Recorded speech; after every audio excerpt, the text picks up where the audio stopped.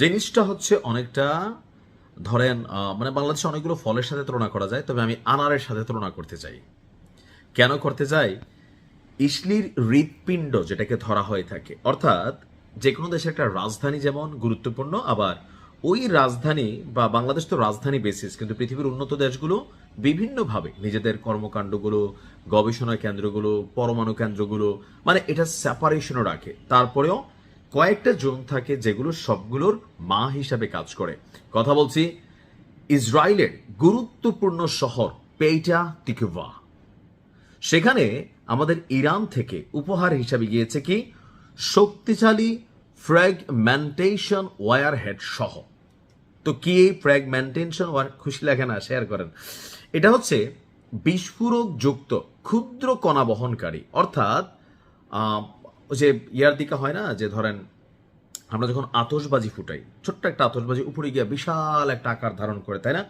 তো প্রযুক্তির জগতে, ক্ষেপণাস্ত্রের জগতে, মিসাইলের জগতে অনেক ধরনের মিসাইল আছে। যারা রাশিয়া ইউক্রেন যুদ্ধের নিউজগুলো আমার শুনেছেন নিয়মিত, সেখানে আমি অনেকগুলো বলতাম যে থাকে মাকড়সার মতন, একটা মাকড়সার জালটা ফুটলে, মা মাকড়সা মারা গেলে ভেতর থেকে হাজার হাজার মাকড়সা বের হয়ে চারদিকে ছড়িয়ে পড়ে, এমনকি প্রত্যেকে একটা স্বতন্ত্র পাওয়ার, অর্থাৎ এরা প্রত্যেকে আবার আরেকটা ঘটনা ঘটাইতে পারে। তো তেমনি এই ফ্র্যাগমেন্টেশন যুক্ত ওয়্যারহেড যেটা, এটা দিয়া ইসরায়েলের যে হৃৎপিণ্ড সেইখানেই টাচ করেছে কে?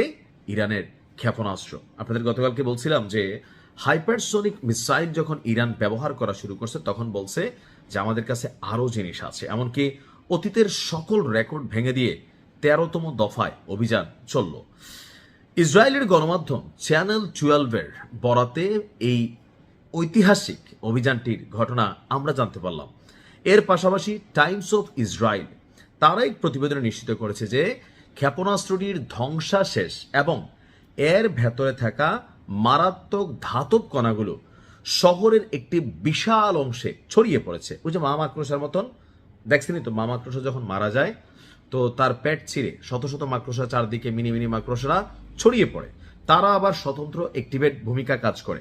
তো এরকম ইরান যেটা মারছে ওইটাও যেখানে যাচ্ছে সেখানে আবার মিনি মিনি ঘটনা ঘটাচ্ছে। অ্যাজ এ রেজাল্ট শহরের বিশাল একটা অংশ এটার মাঝখানে চলে আসছে। তো আপনার এতে ওই অঞ্চলের বেশ কিছু স্থাপনা, জানমালের ব্যাপক ক্ষয়ক্ষতি হয়েছে। হামলার পর পুরো শহর জুড়ে আতঙ্ক ছড়িয়ে পড়েছে এবং জরুরি উদ্ধারকারী দলগুলো দ্রুত ঘটনাস্থলে দৌড়াদৌড়ি করছে। প্রাথমিক রিপোর্টে এখনো অনেক কিছুরই সত্যতা স্বীকার করেনি আইডিএফ।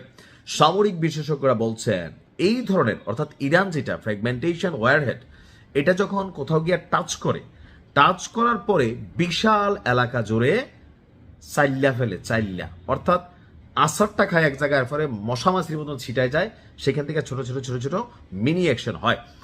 আর এইটার যে ডিজাইনটা করা, এটাকে যারা তৈরি করেছে তারা করেছেই যখন বড় আকারে কোনো ঘটনা ঘটাতে চায়।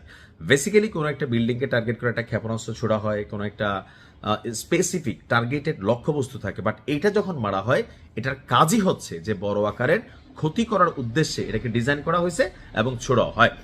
ঘটনার পর থেকে পুরো ইসরায়েল জুড়ে কড়া নিরাপত্তা এবং উচ্চ সতর্কতা জারি করা হয়েছে। আপনার এই পেটা তিকভা নামক শহরে ইসরায়েলের গবেষণাগার থেকে শুরু করে প্রযুক্তি, সামরিক, বেসামরিক অনেক ধরনের গুরুত্বপূর্ণ সেক্টরগুলো অবস্থিত, এমনকি সেনাবাহিনী, মোসাদ থেকে শুরু করে প্রত্যেকেরই বিভিন্ন কার্যালয় আছে। সো ইরান সেই জায়গাটাতে গিয়ে টাচ করেছে। দেখা যাক রেজাল্ট কি আসে। ভালো থাকুন।